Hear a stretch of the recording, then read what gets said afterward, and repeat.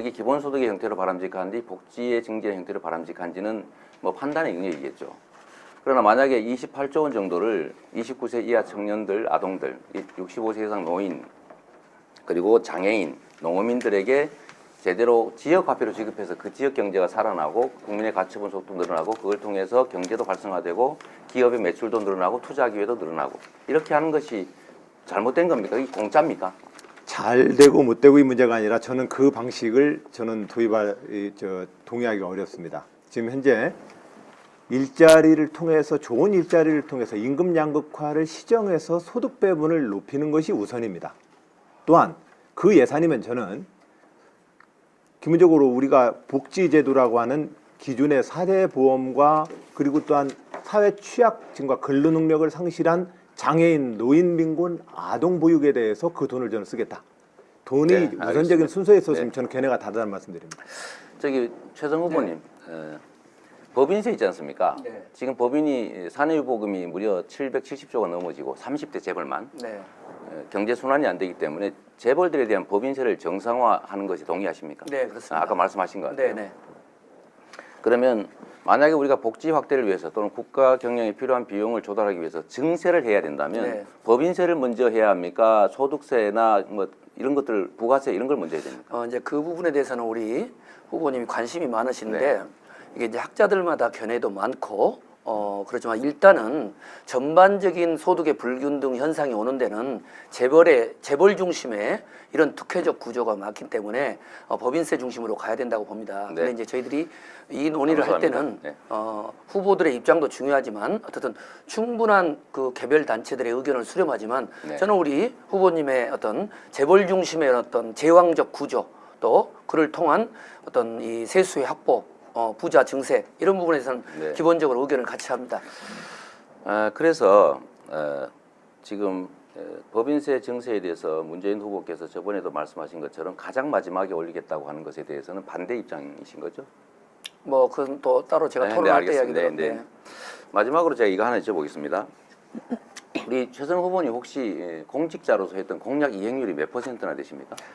네. 뭐 아주 높은 편입니다. 어떤 네. 근데 그 대목에 대해서 제가 한마디 드리면 아니 잠깐만. 우리 네, 알겠습니다. 이제 아니 잠깐만 일부도 물으셨으니까 90 몇 프로 이야기를 하셨는데 저희 이제 공직자가 저희들 때도 보고를 해요. 초반에 우리 이행률이 80% 90%면 저는 혼냈어요. 잠깐만요. 공직의 네, 이행이라는 것은 공약의 이행이라는 것은 형식적인 잣대가 있고 그것의 제 얘기할 내용적인 기회가 부분이기 별로 없어서. 때문에. 네네 네, 알겠습니다. 네, 네네. 공약 이행률은 자체 평가가 아니고 매니페스토 운동본부에서 평가한 건데 제가 보기엔 안 지사님도 상당히 높으신 것 같아요.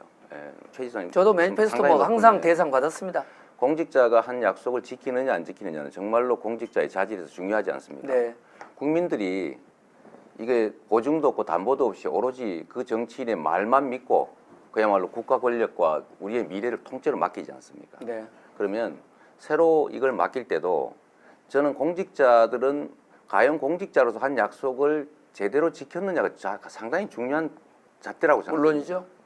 그래서 그 점에 대해서 동의하시죠? 물론이죠. 네.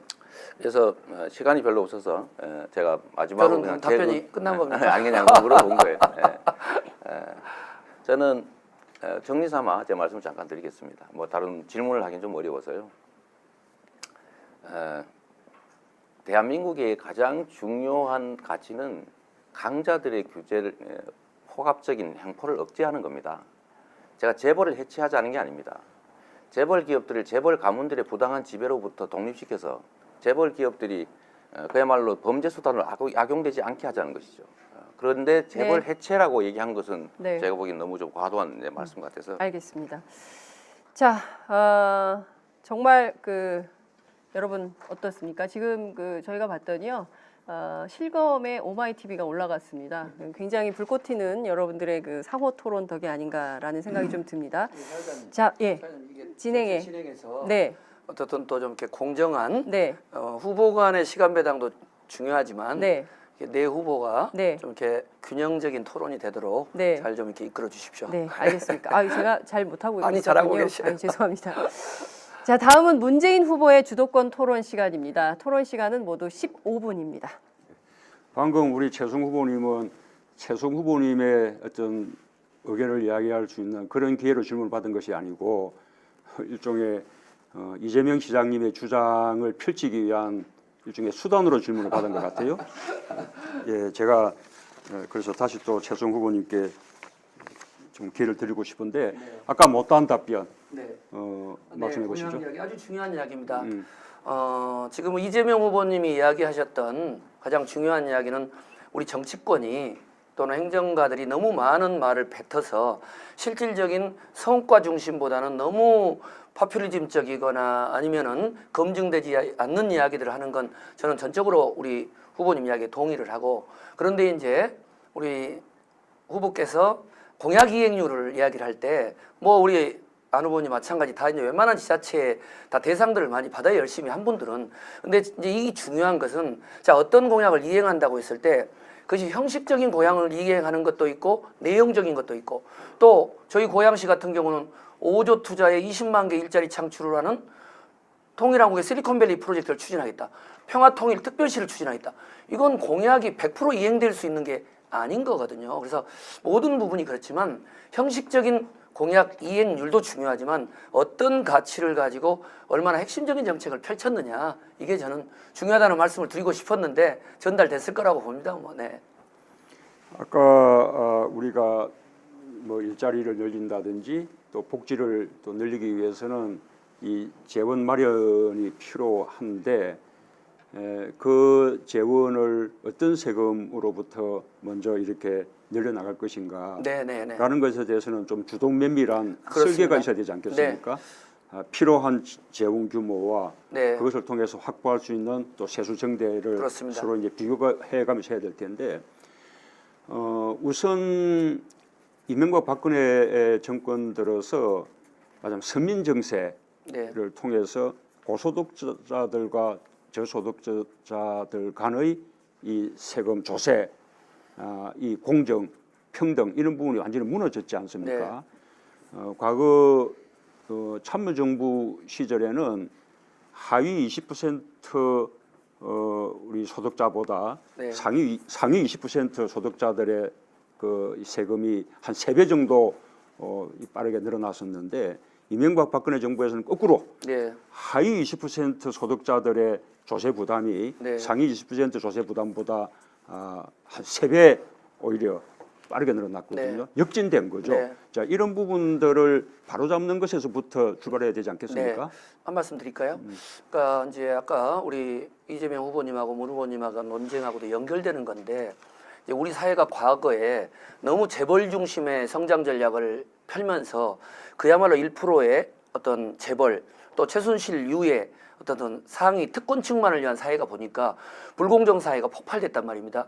그런 점에서 저는 이재명 후보님이 기본소득이라든가 또 특권적 재벌 구조의 어떤 이 세수 구조, 법인세 인상 이런 부분은 전적으로 찬성을 합니다. 그런데 그게 다가 아니라는 것이죠. 법인세의 증세를 통한 정상화도 있지만 기본적으로는 국가의 성장 동력을 확대시켜서 4차 산업을 육성하고 또 남북 간의 위기 관리를 해내고 그다음에 벤처기업과 중소기업과 여러 가지 또 이 사회적 경제를 활성화시키는 세수의 증대도 필요하다고 보고요. 그리고 소득세와 관련해서도 그렇고 또 하나 중요한 점은 중앙적 구조와 지금 지방의 이 소득 불평등 구조가 너무 심각하기 때문에 자치분권 개헌을 통해서 지방 경제를 활성화시켜야 된다. 그러니까 저희들이 적어도 한 나라의 국정 운영을 마지막 마무리 드릴게요. 한 나라의 국정 운영을 할 때는 어느 한 군데 삘이 꽂히는 것도 중요하지만 문제의 원인이 구조적인 원인, 주요 원인, 복합적이기 때문에 그런 데 대한 종합적 대응이 저는 필요하다고 봅니다. 네, 뭐 그 점 뭐 동의하고요.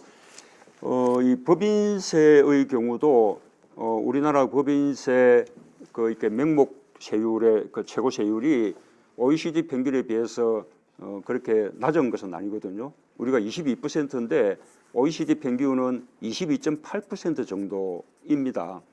그래서 만약에 법인세율을 우리가 30%로 명목세율을 이렇게 높여버린다면 그러면 세수는 늘지 몰라도 네. 오히려 우리 경제를 크게 위축시키고 해외 기업들이 우리나라에 들어오려고 하지 않게 되겠지요. 그래서 법인세 정세에 대해서도 우선 실효세율을 높여나가고 또 최저한 세율을 높여서 실질적인 법인세 부담을 높여나가는 것을 우선으로 하고 그 이후에 또 명목 세율의 인상에 대해서는 좀 더 주도 면밀한 검토 하에 행해져야 된다. 네. 이때 동의하지 않습니까? 기본적으로는 공감하는데요. 문 후보님 말씀에 한 말씀 좀 추가드리고 싶은 말씀은 어떻든 그동안에 우리가 이 박정희 시대 이래로 재벌 중심의 성장 전략을 해오면서 거의 모든 성장의 수혜가 1%의 재벌로 가 있기 때문에 그런 어떤 법인세에 대한 실효세율이든 명목세율이든 옮기는 데 따르는 부담도 있지만 다른 이를테면 서민들이나 또는 절대다수의 시민들, 자영업자들 이런 분들이 갖는 이 세수 증대에 따른 또는 증세에 따르는 예. 문제점에 비한다면 그래도 재벌이 1%에 10%의 이런 특권층들이 그 부담을 안아야 된다. 저는 이렇게 생각합니다. 공감하십시다. 우리 안희정 후보님은 이렇게 삼농혁신